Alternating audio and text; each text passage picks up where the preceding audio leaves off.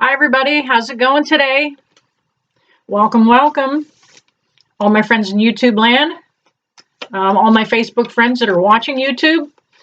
Um, just putting these away, finishing up. Today, I want to talk about kids that are seeing and sensing and feeling spirit and what to do about it. There are more and more kids that are seeing spirit. There are more and more people on the planet that are seeing spirit. This vibration that we are at right now, it is constantly raising. Somebody tried to call me out on it and say that the Earth's resonance is actually slowed and stopped, and that can't happen. However, we do have highs and lows. It will accelerate, it'll slow up, it will accelerate and slow up, but overall, the Earth's vibration is gradually raising. Now, that makes it ideal atmosphere for spirit to be seen and for you to see spirit.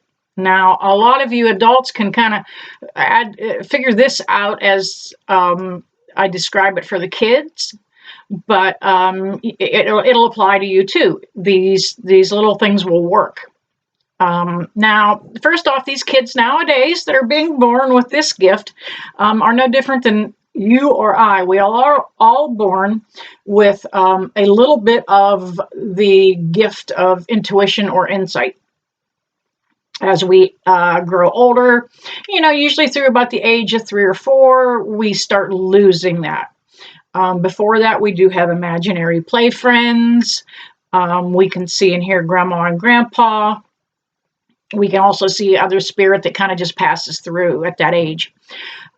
Some kids, and more kids, are beginning to not lose that ability. They are not being conditioned near as much. We are a society now and a culture in this world that we're in that we are being more accepting of differences the kids have, whether it be they're able to see and hear spirit or whether they happen to be gay. We're coming into accepting all of God's children, okay? Now, these kids are often referred to as star seeds, indigo children, rainbow children, and just pretty much basically gifted kids. I work with a handful of kids all over the country, probably about a dozen, give or take. The youngest one is about 5 at this point, and she started with me when she was about 3. And the elephant, okay? I have the spirit box on in the background because I always enjoy when spirit interjects. Sometimes it is an elephant in the room. Yes, thank you, spirit. A lot of adults don't know how to cope with having a child that can see and hear spirit. If you don't have the experience yourself, you don't know how to help them. Now, a lot of these kids, thank you, spirit, tomorrow. A lot of these kids are having night terrors, nightmares, unable to sleep, because they absolutely know there is something under the bed. I did. I absolutely understand. I slept between my mom and dad. I constantly was being awoke in the middle of the night, having nightmares, having visitations from spirit, because spirit can see the kids because they shine like a little neon light on the other side. And, Major. in a major way. Thank you. It's a spirit box said major. So spirit can dial in and see these kids because they shine so brightly to them. It is often a way for spirit to try to contact kids to say, hey, get my message across too. So now the advantage to that is a lot of parents like to encourage their kids' psychic development, and that's all well and good, but it should be at the child's pace and if they want to. If they turn their back on it for a while, and I did through my teen years and into my early adulthood, kind of turned a blind eye to it and turned it off.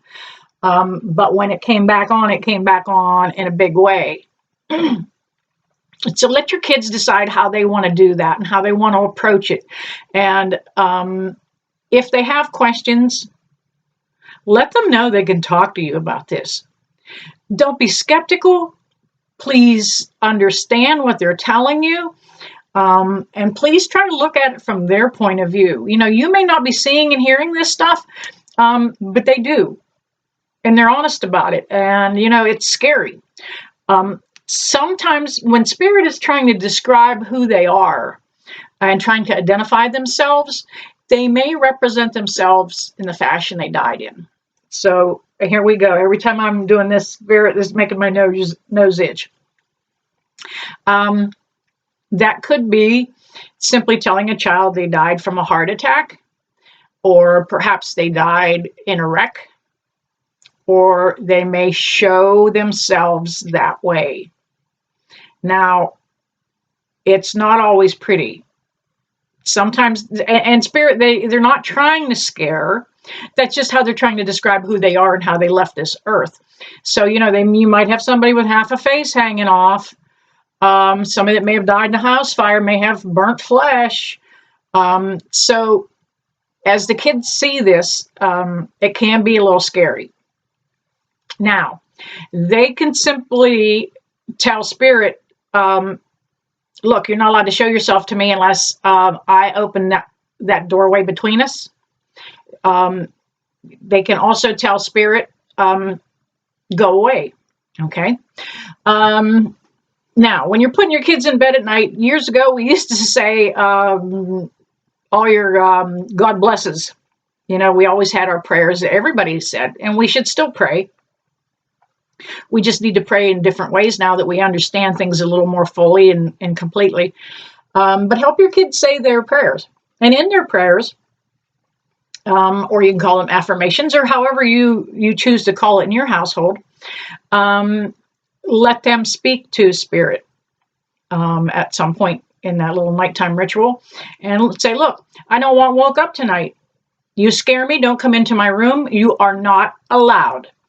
Just the way you would describe and teach your child about stranger danger on the park, they don't have to let every spirit come up to them either. Now, even if this is their gift and that's the way that these children are going to grow and get adjusted, they don't have to be afraid. You can help empower them to take back their confidence just by helping with a few of these things. So if the child just absolutely says, look, you got to go away, they got to go away, okay?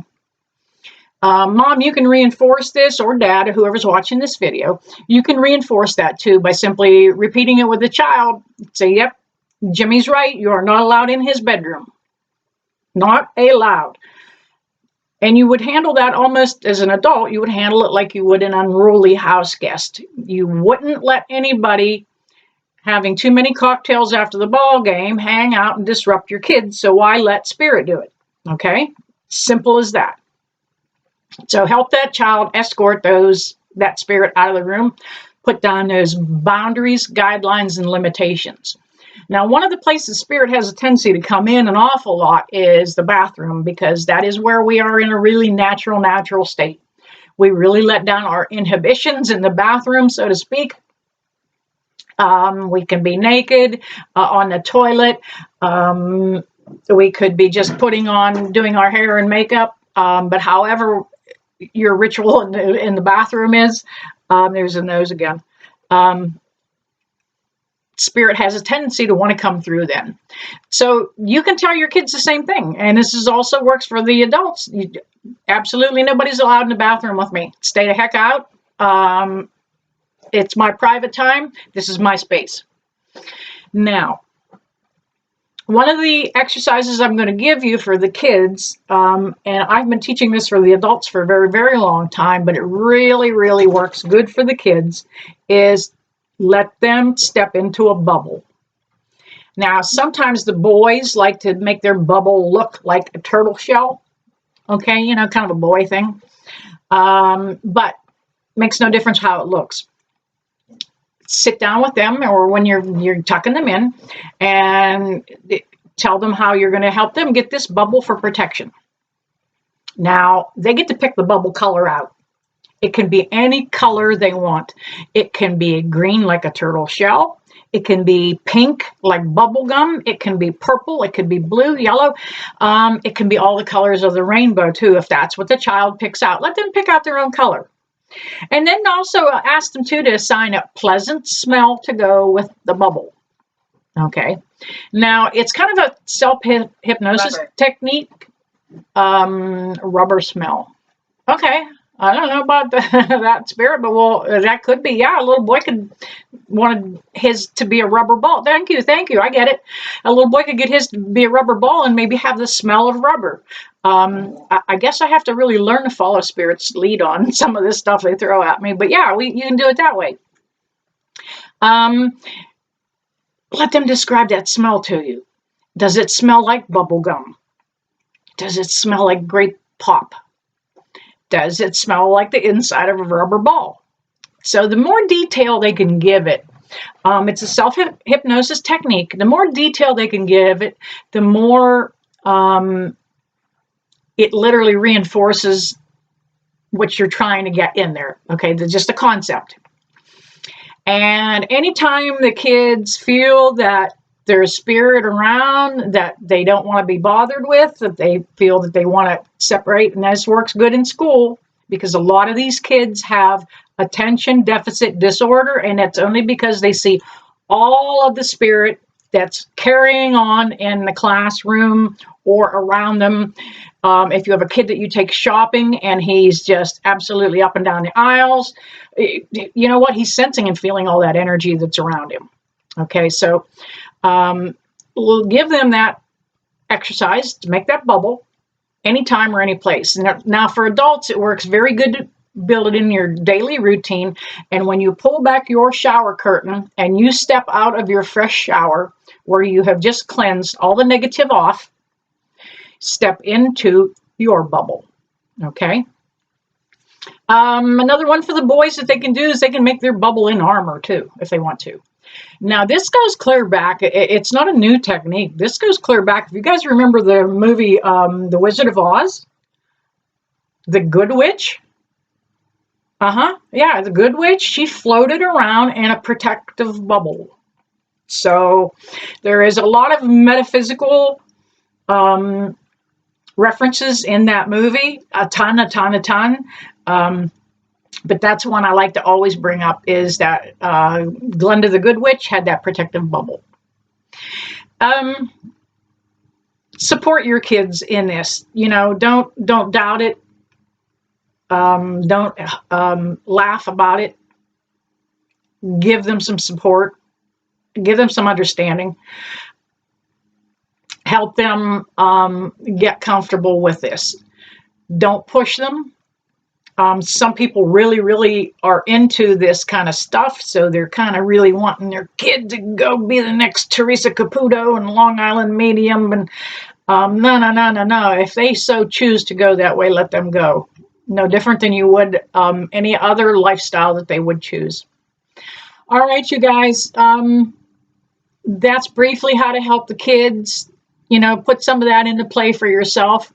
I've got some other teachings and techniques that will help. And that bubble technique will work for you even if you're just an empath and picking up other people's energy throughout the day. Sometimes we're affected by their other people's energies, and that will help you too. So practice that before you teach your child that. It'll work. It'll benefit you. It'll help calm anxiety because that bubble is just nice and snug around you and can keep you protected. So, all right. I'm going to let you guys go. I'm going to send you love and light. Until next I see you.